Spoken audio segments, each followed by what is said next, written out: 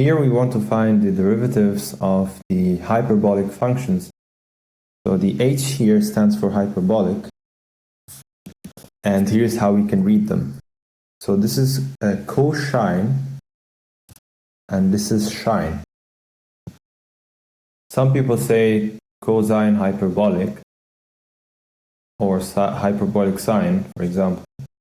But I like the cosine and sine because it's shorter. And who doesn't like some sunshine? I think it's good to get sunshine every once in a while. So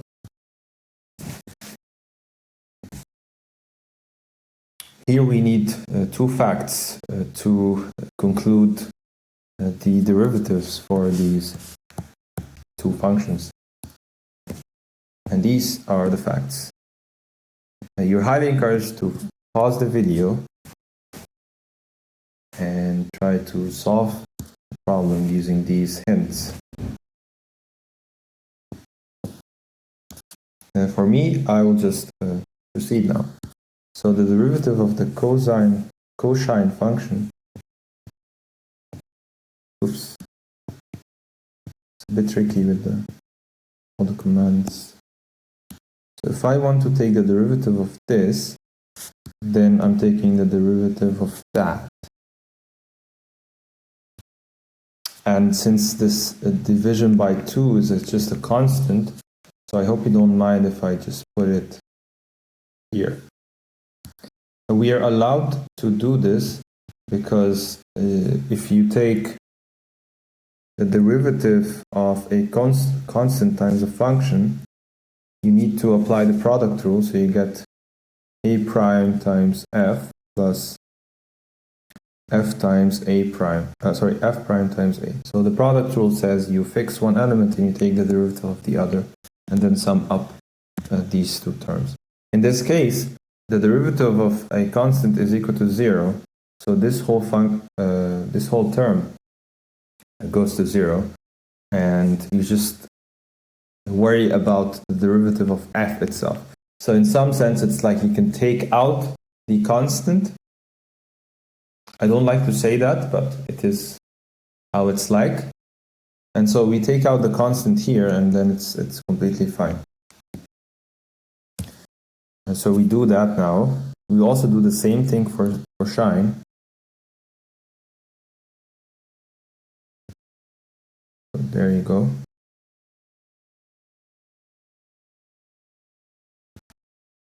Minus e to the minus x divided prime.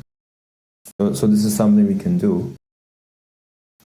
And we need to take the derivative of the sum, which is the sum of the derivatives.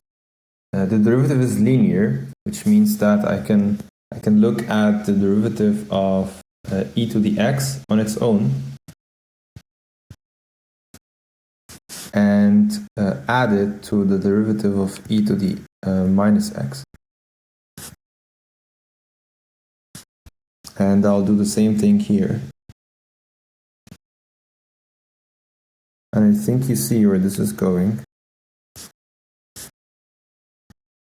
So far I'm just setting up the field so that we can play for a little bit. This is a minus. I almost made a mistake. Great.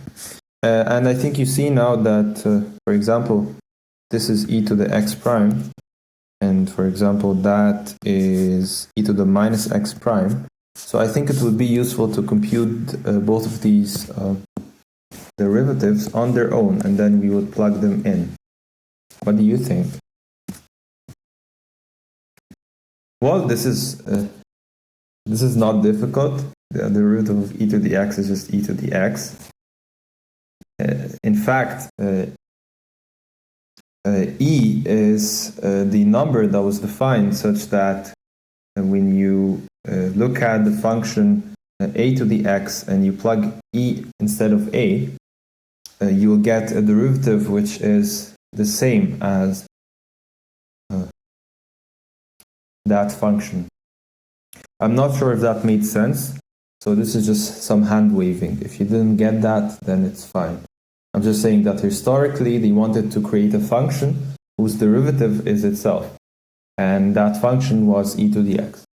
That's all I am trying to say. Now for e to the minus x, there's a caveat, because you need to observe that e to the minus x is e to the x, but you compose it with minus x. So it's like you plug in a minus x inside of e to the x to get e to the minus x. And then you take the derivative of that. In that case, we would use number 2, because it's a composition of functions. It's a simple one, but it's a composition of functions. So this would be equal to, by number 2, it will be equal to the derivative of the outside function, which is still e to the x, but you compose it with g, which is the inner function, which is still minus x. And the caveat here is that you multiply by the derivative of minus x, which is minus 1, because we just look at the derivative of x to the 1, it's 1 times x to the 1 minus 1 by the power rule, and 1 minus 1 is 0, and x to the 0 is 1, and 1 times 1 is 1. So we get here the derivative of minus x prime, which will be equal to minus times 1. So it's minus 1 times 1, which is minus 1. And here, if we just compose e to the x with minus x, you just get e to the minus x. And I hope you don't mind if I just put the minus sign here. And this is good enough, because I can now make some space for myself first, and then I would get that the derivative of cosine of x is half times, well, the derivative of e to the x is e to the x, we just talked about that, and the derivative of e to the minus x is minus e to the minus x. That's what it says here. That's what the argument was about. Which happens to be the definition of the sine function. So it's a definition of the sine function. So this is actually equal to sine of x. So that I'm happy. And then I do the same thing here. Then I get half of, well, e to the x is the derivative of e to the x again, and I plug in the derivative of e to the minus x, which is minus e to the minus x. And I hope that's okay if I cancel out this other minus and I put in a plus, because 2 minuses make a plus, but 2 wrongs do not make a right. That is a very good piece of wisdom for you. So it's not just math, it's math and wisdom. So indeed, this also gives us cosine, and that makes me very happy, because they're very nicely defined. So they are derivatives of each other. If I tell you what's the third derivative of cosine, you know that it's going to be sine, because the second derivative of cosine is cosine, because the first derivative of cosine is sine, and the first derivative of sine is the second derivative of cosine, which is cosine. So and I know that that's very obscure, but this is how it looks like. So it's sine and then cosine. So you take the derivative like this, you take the derivative like this, and this is the nice visual image that I want you to have, and I want to leave you with for this question.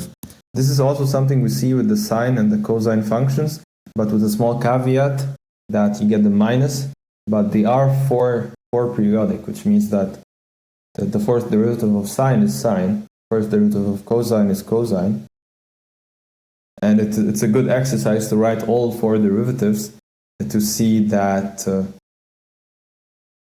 that this is true, and to construct somewhat a loop like this one.